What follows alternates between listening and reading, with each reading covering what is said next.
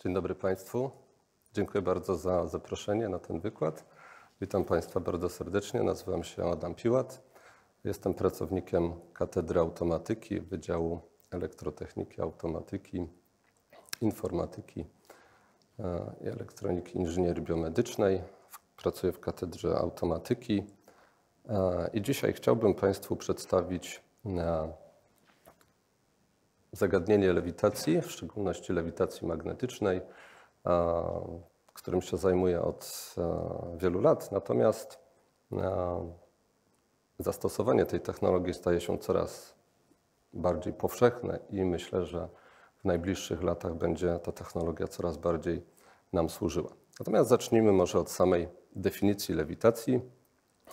Z łacińskiego levitas to po prostu lekkość, czyli unoszenie się obiektu bez kontaktu z podłożem.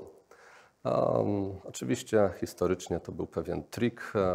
Może ja Państwu spróbuję go zademonstrować. Jeśli przypatrzycie się na mnie, na moje stopy, to właściwie można sobie wyobrazić taki efekt uniesienia się człowieka. Oczywiście to jest sztuczka, gdzie stoimy na palcach jednej nogi i w ten sposób pokazujemy ten trik polegający na lewitacji człowieka innej osoby.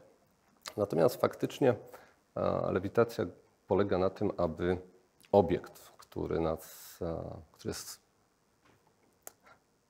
naszym celem, naszym pożądaniem de facto, który chcemy, żeby się unosił w powietrzu, no jest wiele takich metod, prawda, stosowanych i umożliwiających tą lewitację.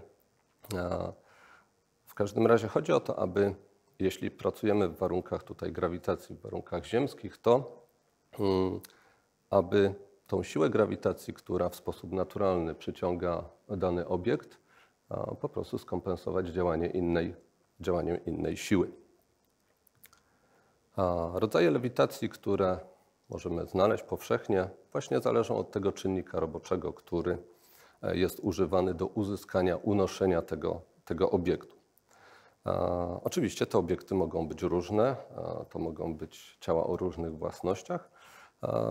Możemy na przykład znaleźć lewitację taką powietrzną, gdzie normalnie dmuchamy sobie powietrzem i bardzo często dzieci się bawią suszarką i piłeczką ping-pongową i mają lewitację powietrzną.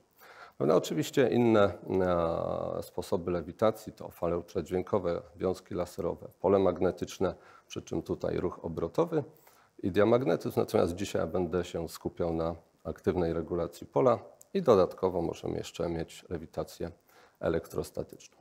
To taka powszechnie znana, o której też przed chwilą powiedziałem, to lewitacja sprężonym powietrzem, od lat stosowana w poduszkowcach, w zastosowaniach zarówno komercyjnych, jak i militarnych.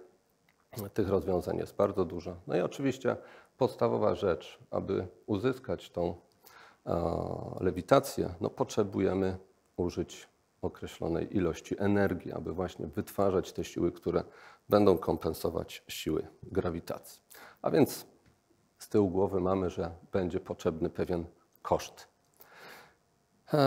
No, zazwyczaj jak spędzamy urlop, no to bawimy się, gramy w Cymbergaja, lewitacja sprężonym powietrzem powszechnie stosowana.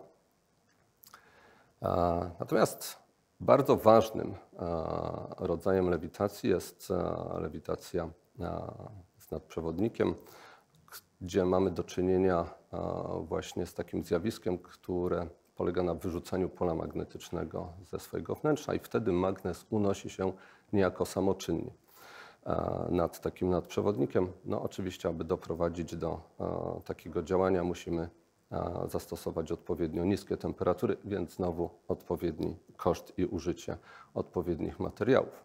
Natomiast na GH profesor Cieśla zajmuje się od lat tym zjawiskiem i konstruowane są modele i urządzenia z tą technologią. Także jeśli Państwo jesteście zainteresowani, to odsyłam taki demonstrator pociągu magnetycznego właśnie ze zjawiskiem nadprzewodnictwa. Natomiast, proszę Państwa, chciałbym teraz skupić Waszą uwagę na aktywnej lewitacji. Słowo aktywna oznacza tyle, że będziemy używać sterowania. Ponieważ jestem z Katedry Automatyki i Robotyki, to moim głównym zainteresowaniem jest sterowanie. To sterowanie w odpowiedni sposób, aby spełnić oczekiwania stawiane działaniu takiego systemu.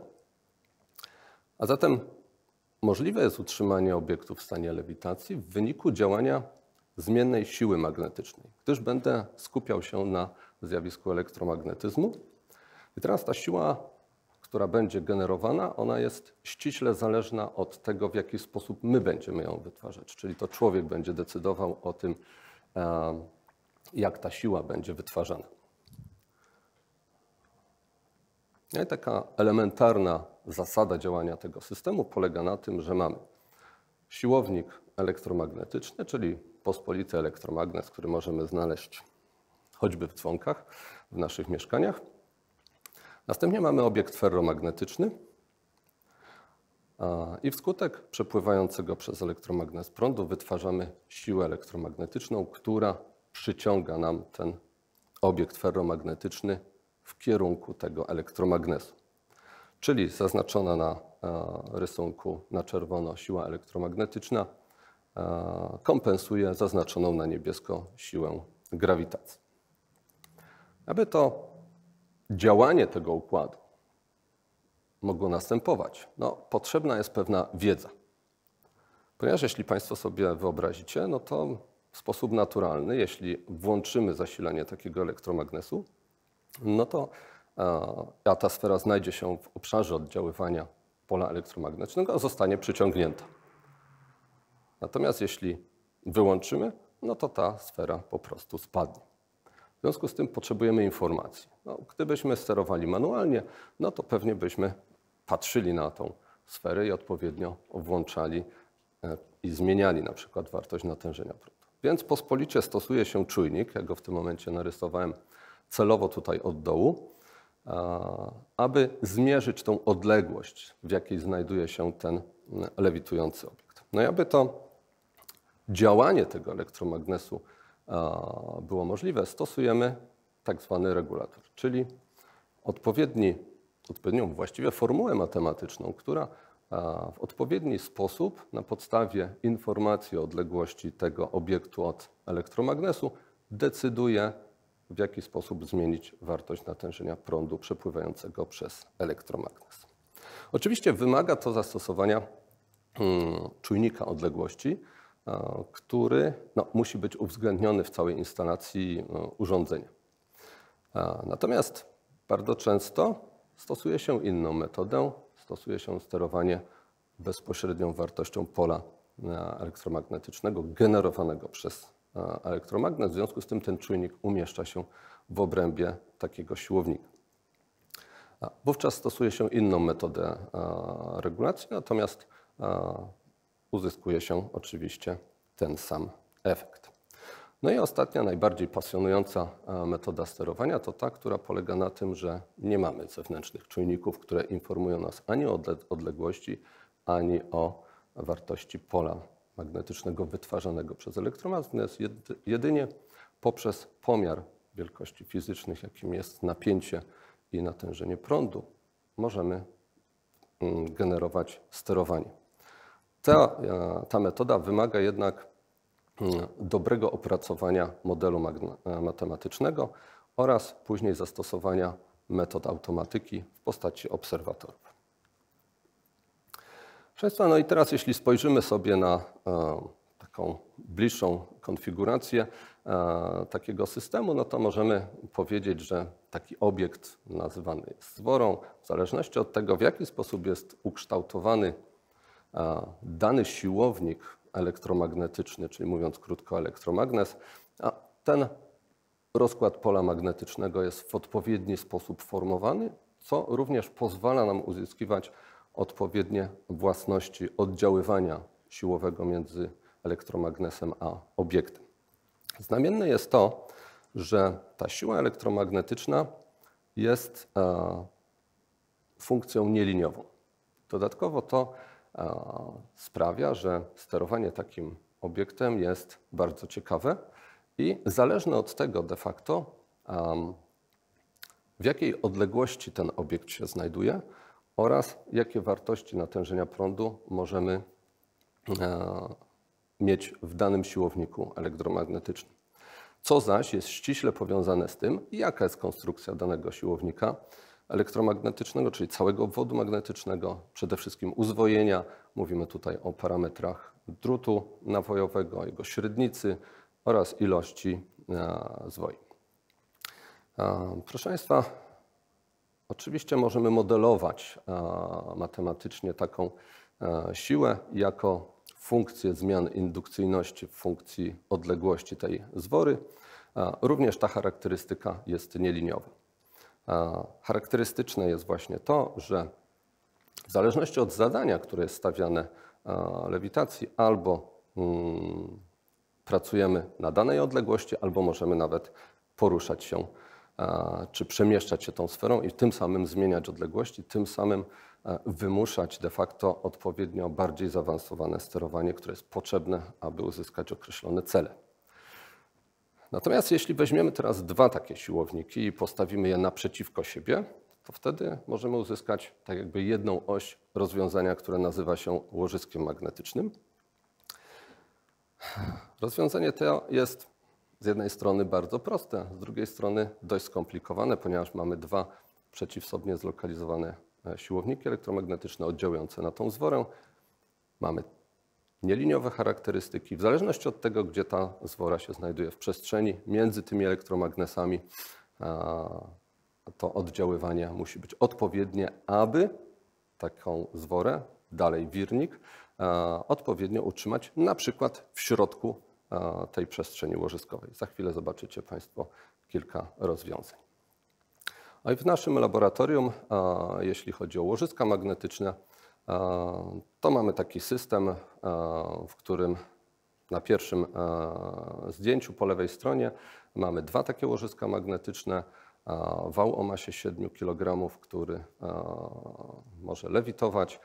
Zapraszam Państwa do laboratorium, jeśli chcecie poczuć tą lewitację. W momencie, gdy urządzenie jest wyłączone, nie można obrócić tego wału, natomiast gdy uniesiemy ten wał w powietrze, bez problemu możemy go poruszyć.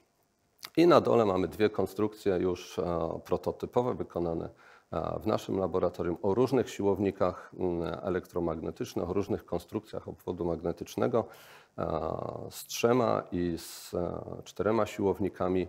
Widzicie Państwo standardową rzecz, jaką jest wirnik, czujniki odległości i dodatkowo skupiamy się w naszym laboratorium nad badaniem wirników, które są lżejsze.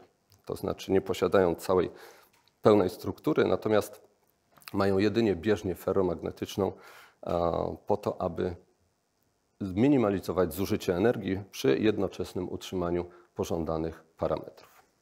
Z działaniem każdego takiego systemu, zwłaszcza łożyska magnetycznego, jest ściśle związane działanie układu automatyki. No, skoro istota działania polega na tym, że mierzymy odległość obiektu od elektromagnesu, czyli w sposób naturalny wyposażamy taką maszynę w układy pomiarowe. W związku z tym możemy na bieżąco diagnozować, gdzie ten wirnik maszyny znajduje się w przestrzeni łożyskowej, co pozwala na bieżąco analizować stan pracy takiej maszyny.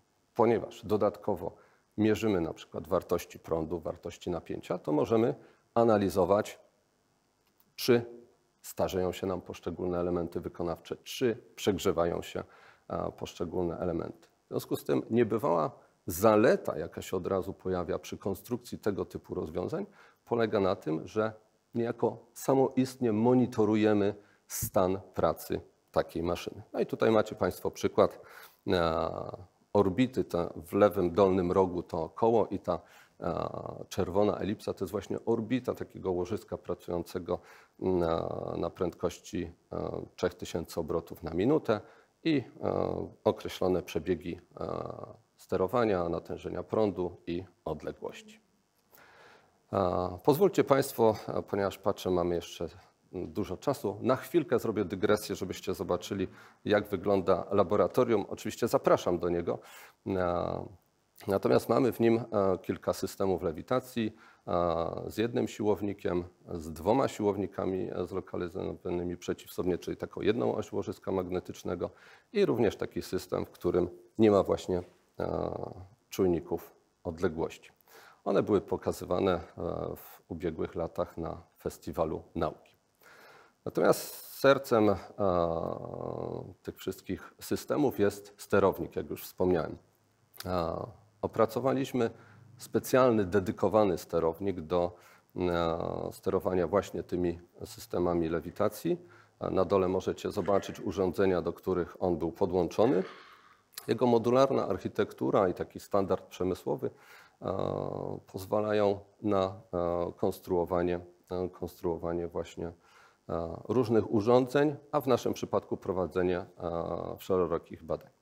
Jego znamienną cechą jest to, że mierzymy wszystkie sygnały w sposób równoległy. I okazuje się, że to jest bardzo ważne w przypadku działania tych układów. Każde opóźnienie wpływa na jakość pracy tych systemów. Dodatkowo jego znamienną cechą jest rekonfigurowalność w czasie rzeczywistym. Potrafimy zmienić parametry działania regulatora w bardzo krótkim czasie. Tutaj macie przykład Państwo na tych lewych wykresach rekonfiguracji około 1,4 mikrosekundy całego regulatora, który stabilizował taką lewitującą sferę.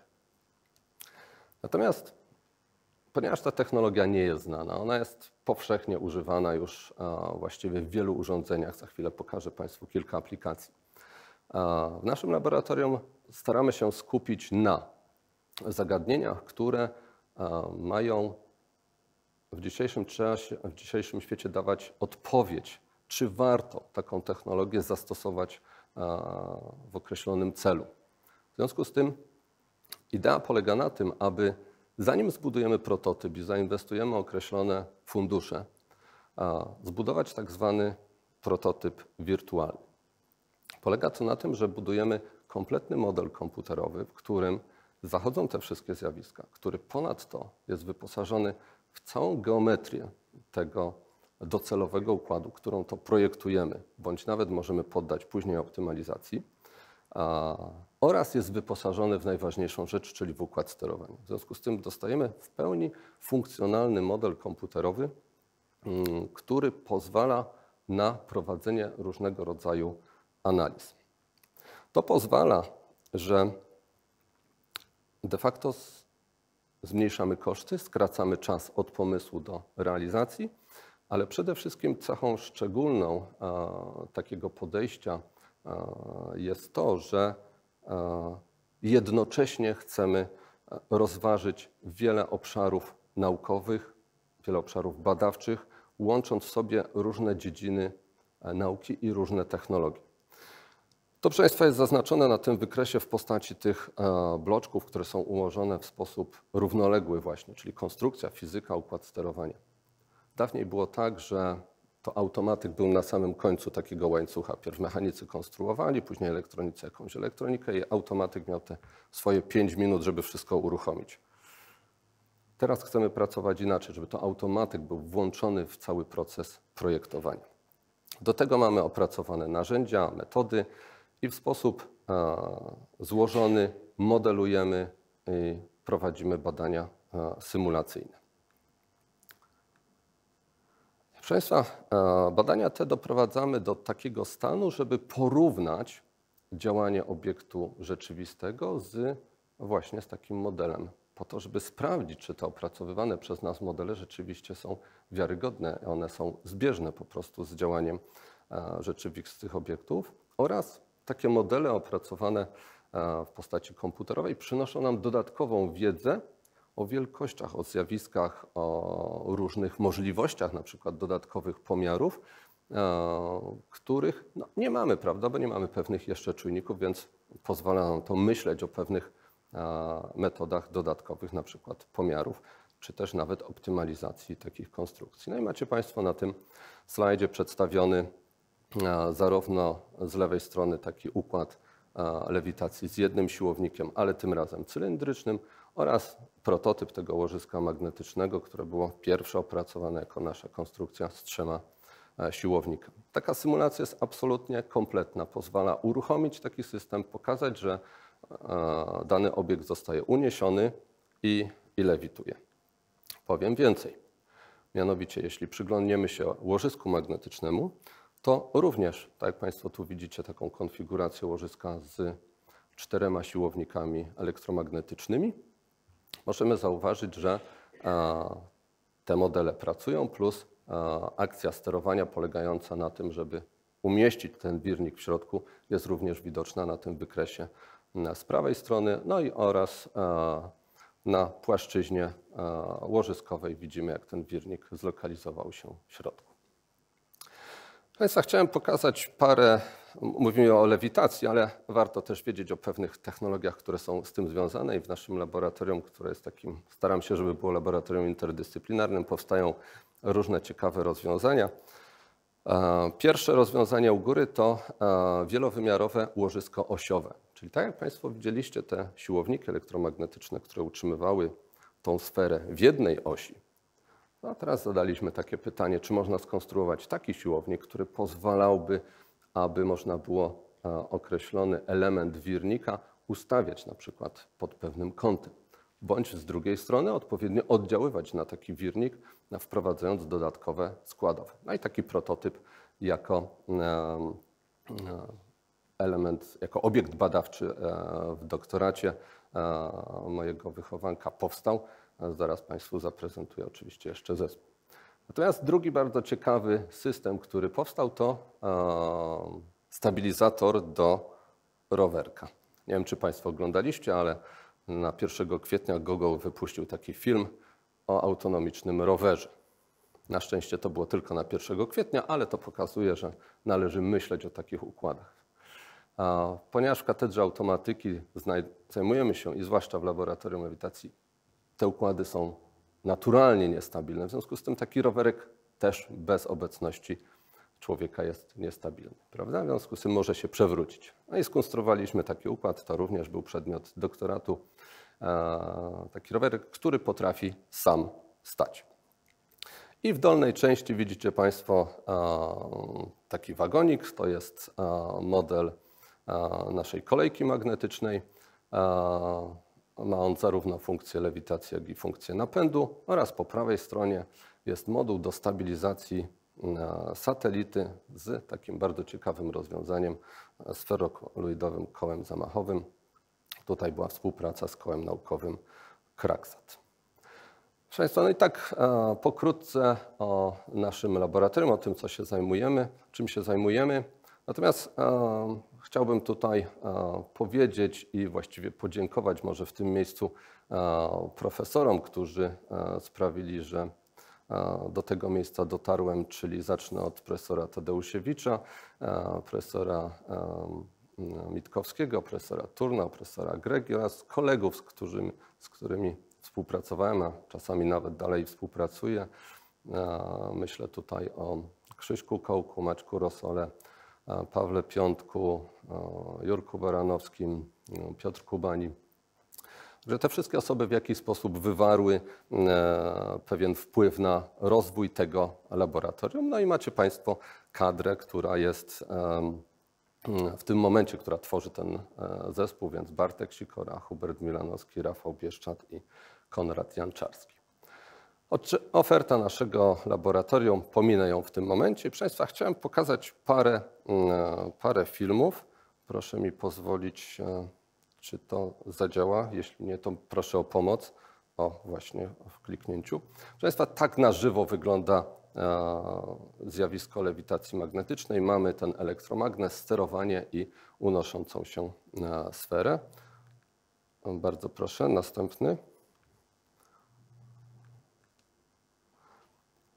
Tu na tym filmie, proszę Państwa, chciałem Wam pokazać, jak mogą się zmieniać odpowiedzi takiego układu podczas pracy w długim horyzoncie czasowym. Tak, bardzo proszę. Tu jest nasz pociąg magnetyczny, który lewituje nad torem, rozpędza się, reklamując AGH.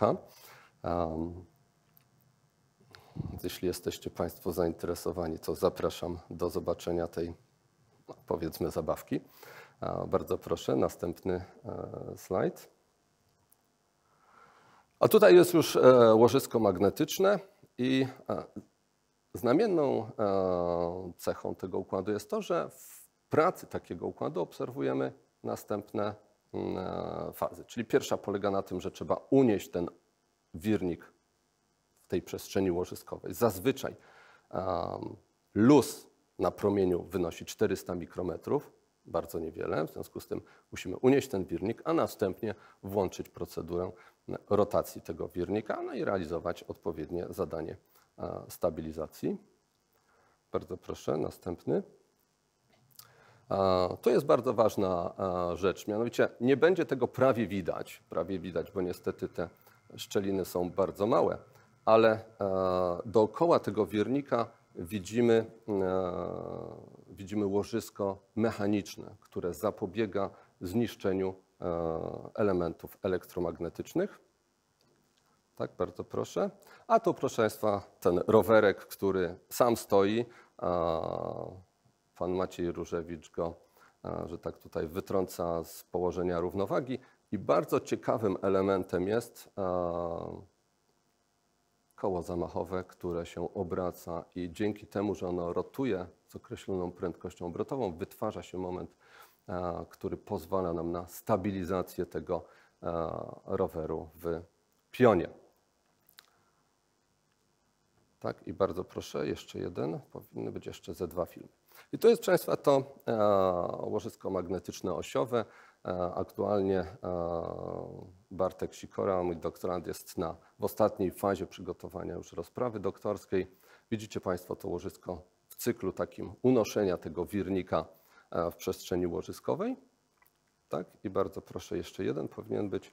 I tutaj jest już cała maszyna, mianowicie do tego wirnika został dołączony bezkontaktowo napęd i układ został rozpędzony do prawie 5000 obrotów na minutę. Tak, proszę Państwa, wyglądają te urządzenia prototypowe, które badamy, które konstruujemy de facto od podstaw w naszym laboratorium. I po co to robimy? No bo jeśli spojrzycie Państwo na tą tabelkę, no to de facto łożyska magnetyczne dają nam wiele przewagi nad łożyskami klasycznymi, aczkolwiek mają jedną wadę, wymagają zasilania. Tak? No, coś kosztem czegoś. Natomiast trzeba powiedzieć, że ich niebywałą zaletą jest przede wszystkim czystość pracy. W związku z tym mogą być stosowane w różnych środowiskach, bardzo duże prędkości obrotowej, pełna kontrola działania takiego układu. W związku z tym możemy nawet przewidzieć, kiedy należy wykonać serwis. No, są bezpieczne, bo zawsze możemy zastosować te łożyska bezpieczeństwa. Koszty konserwacji, no właściwie starzenie się elementów, ewentualne jakieś awarie, ale ponieważ układ jest diagnozowany, więc można to przewidzieć. I parametry pracy no, są dostosowywane w fazie projektowania. W związku z tym są one de facto konfigurowane.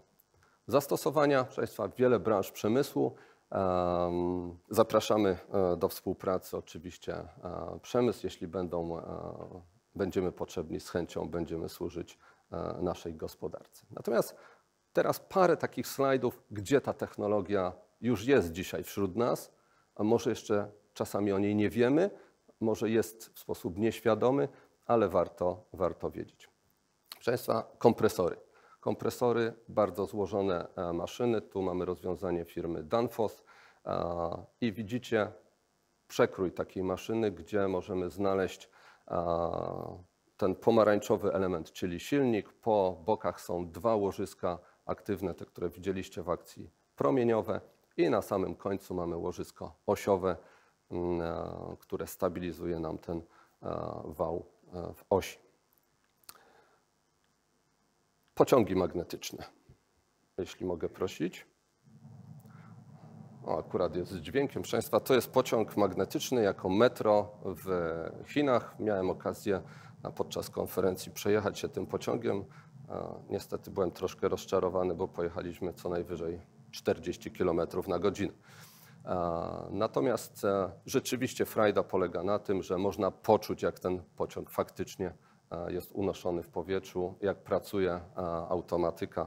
Także myślę, że pewnego dnia doczekamy takich rozwiązań. Natomiast jeśli mam jeszcze chwilkę, to krótko chciałem tylko teraz przebiec po pewnych rozwiązaniach. Te pociągi magnetyczne, one są o różnych konstrukcjach. Przodują w nich oczywiście Japończycy, właściwie te rozwiązania z nadprzewodnictwem, tam jest bardzo duża szczelina, są odporne na trzęsienia ziemi, w związku z tym i potrafią pędzić nawet 600 km na godzinę. Natomiast oczywiście są rozwiązania elektromagnetyczne, również rozwiązania japońskie, również jest rozwiązanie niemieckie, tak zwany Transrapid i w sposób podobny, jak Państwo widzieliście, gdy opisywałem zasadę działania, ten wagonik jest unoszony, a następnie dzięki działaniu silnika liniowego przemieszcza się po takiej szynie. Można zobaczyć takie slajdy. Są oczywiście specjalne konstrukcje wymagane, żeby skonstruować całą taką infrastrukturę, odpowiedni pociąg, no i odpowiednie parametry techniczne. Mamy tutaj prędkość maksymalną 505 km na godzinę, 450 osób. Może taki pociąg przewozić. Rozwiązanie niemieckie zostało zastosowane w Szanghaju. Tak, inne rozwiązanie to już japońskie Linimo. Te rozwiązania oczywiście są bardzo podobne, one się różnią sposobem realizacji napędu. Ten napęd może być zrealizowany w trasie, czy też może być umieszczony w wagonie. No i tutaj jest, może przeskoczę do tego slajdu, to jest bardzo fajny slajd pokazujący, że ten pociąg w lewitacji elektrodynamicznej, on się rozpędza na kołach po osiągnięciu określonej prędkości, unosi się w powietrzu i już później lewituje. Zadałem takie pytanie, czy jest szansa na kolej magnetyczną w Polsce. Szybkie przeliczenia. No mamy niewielkie odległości, ale gdybyśmy choćby te 330 km na godzinę mogli się przemieszczać, no to myślę, że fajnie by było być w Warszawie za 45 minut. Proszę Państwa, ponieważ ta technologia jest bezkontaktowa i gwarantuje czystość środowiska pracy, no to główne zastosowanie to pompy sztucznego serca. Tutaj jest taka przykładowa ankieta, możecie sobie Państwo sami zadać teraz pytanie, czy zgodzilibyście się oddać swoje organy innym osobom, albo jeszcze kogoś wspomóc, oraz możecie sobie zadać drugie pytanie, czy chcielibyście przedłużyć sobie życie, wszczepiając taką pompę do siebie. Oczywiście mając z tego różne konsekwencje. Jakie już o nich mówią. Natomiast rozwiązanie jest fantastyczne, ponieważ możemy sobie wyobrazić bardzo miniaturową pompę o średnicy rzędu 3 cm, która jest umieszczona pod sercem przy koniuszku. Jedyne nieszczęście tej technologii na dzień dzisiejszy polega na tym, że przewód, który doprowadza energię do całego układu napędowego, wychodzi nam niestety przez brzuch i na pasku mamy sterownik umieszczony, tak jak to widać na tym zdjęciu. W związku z tym sterownik i układy zasilania musimy mieć koło siebie.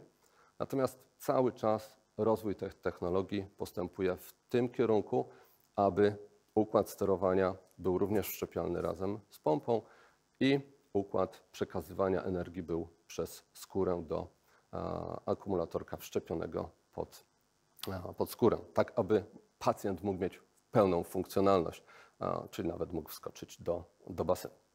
Często oczywiście te rozwiązania są różne, różni producenci, różne uniwersytety tworzą te rozwiązania w zależności od tego, jaki jest rodzaj napędu, jaki jest rodzaj wirnika, jakie są prędkości obrotowe.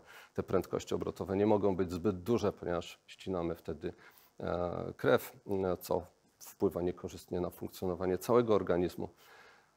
No, badania są na tą zakrojone na szeroką skalę. Również Fundacja z Zabrza ma swoje opracowanie. Mieliśmy również możliwość wspierania w optymalizacji konstrukcji tej pompy. I bardzo ciekawe rozwiązanie, gdzie są dwa takie napędy lewitujące oraz wirnik przemieszcza się. To jest takie rozwiązanie też ciekawe. I myślę o tym, ponieważ nie jest to lewitacja, ale warto o tym wspomnieć. Mianowicie, proszę Państwa, technologia doszła do tego momentu, że mamy takie rozwiązanie zwane Carmat, które pozwala wymienić całe serce. Nie jest to co prawda lewitacja, są takie dwa zespoły napędowe i takie dwie membrany, które pozwalają przepompowywać serce. Zatem można przedłużyć oczywiście życie. Ale to, co nas dzisiaj najbardziej interesuje, to gromadzenie energii.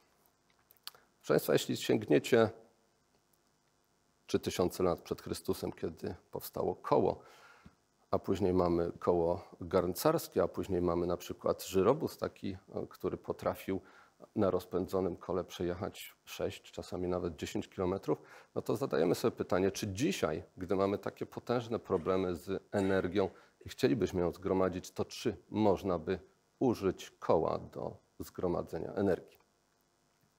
No i okazuje się, że jednym z rozwiązań, jeśli chodzi o sposób gromadzenia energii, są tak zwane koła zamachowe.